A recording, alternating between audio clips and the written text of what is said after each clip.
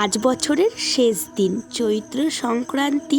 আজকের দিন আমাদের বাড়িতে দুপুরে ভাত হয় না, তার সাথে দুপুরবেলা পুজো হয় এবং তুলসী তলায় ঝাড়া বাঁধানো হয়। চলো আজকের মিনি ব্লগে সেটাই শেয়ার করব। সকালে উঠে প্রথমে রান্নার দিকে চলে এসেছি। আজ সকালে রান্না হবে রুটি, সেওই আর তার সাথে হবে ঘুগনি। আজকে একটু তাড়াতাড়ি করছি কারণ বরমশাই যাবে বাবাকে নিয়ে আবার ডাক্তারের কাছে।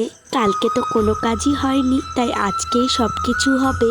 তাই একটু তাড়াহুড়ো করছি, ও যেন সকালে খেয়ে যেতে পারে। আর শাশুড়ি মায়ের শরীরটাও তেমন ভালো নেই, না হলে তো সকাল সকালই তুলসীতলা ঝাড়া বাঁধতো। দুপুরের দিকে স্নান করে ঝাড়া বাঁধবে।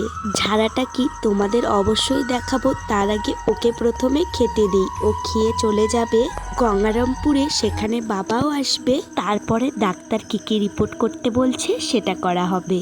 বাবার বাড়িতে ছোটবেলা থেকেই দেখে এসেছি এই চৈত্র সংক্রান্তির দিন তুলসীতলায় ঝাড়া বাঁধানো হয়।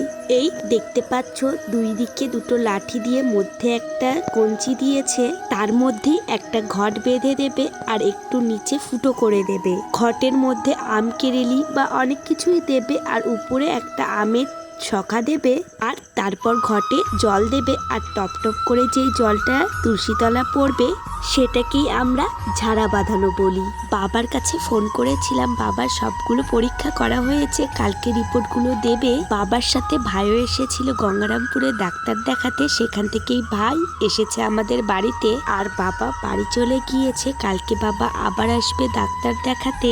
আর আমার মেয়ে ওর মামাকে পেয়ে ভীষণ খুশি হয়েছে। এই বছরে আজকে শেষ ব্লগটা এখানেই শেষ করলাম।